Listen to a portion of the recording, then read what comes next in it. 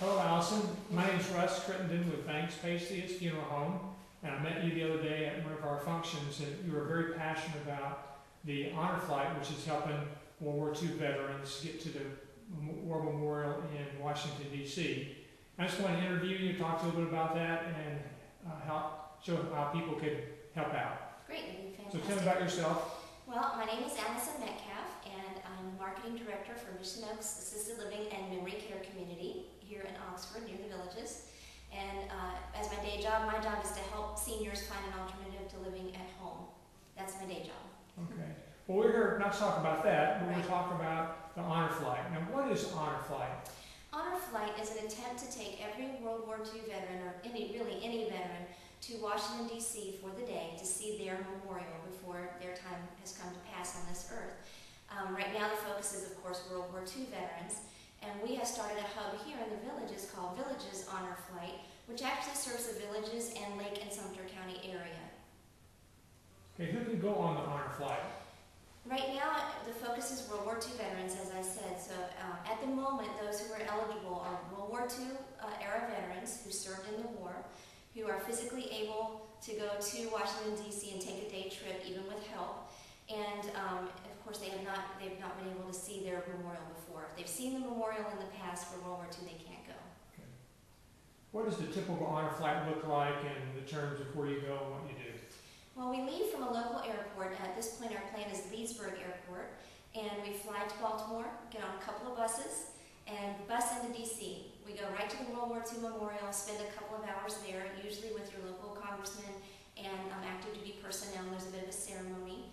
Then you go to the Korean Memorial, and we take a little bus trip around to see the Iwo Jima Flag Memorial, and then we end the day at around 4 o'clock at Arlington for a special changing of the guard at the Tomb of the Unknown Soldier.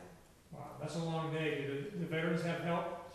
They do. We do have escorts and paramedics and medical personnel who go along on the flight to make sure they're safe and to help them throughout the day.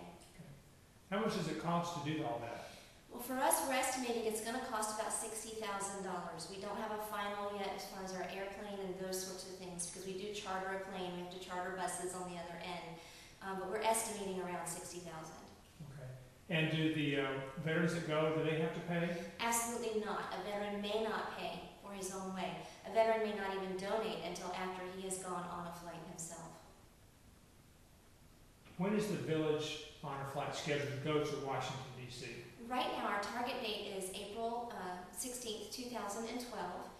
We're not sure exactly that that's going to be the date because we don't have everything finalized, but that is our estimate at this point in time. Okay. How can people help the village honor flight? The biggest way people can help is to donate money, because if we don't have the money, we don't take the flight. So you can do that through the American Legion, which is the Veterans Memorial Post 347.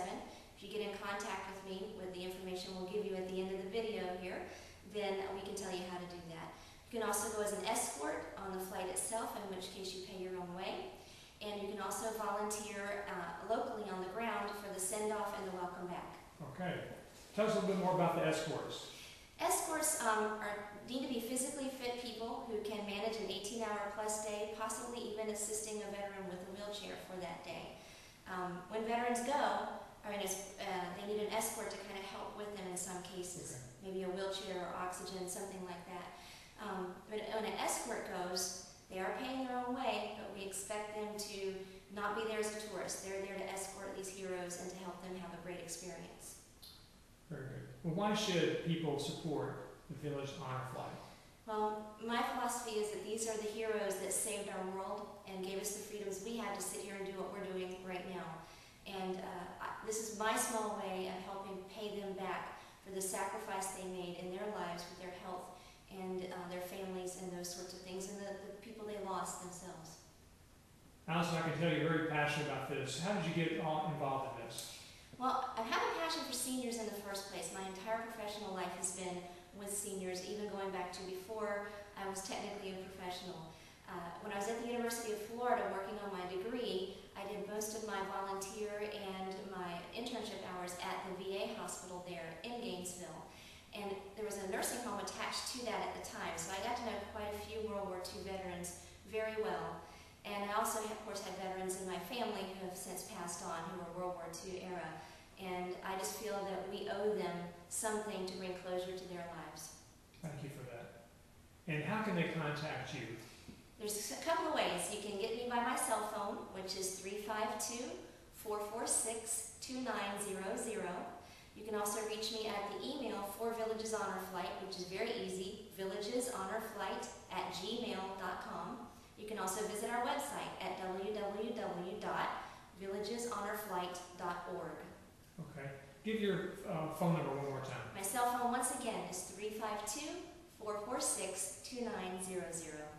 Now, if they had any questions about Mission Oaks, how would they contact you about that? For Mission Oaks, our main phone number here is 352-330-3900, but you can also ask me about that at that cell phone number as well.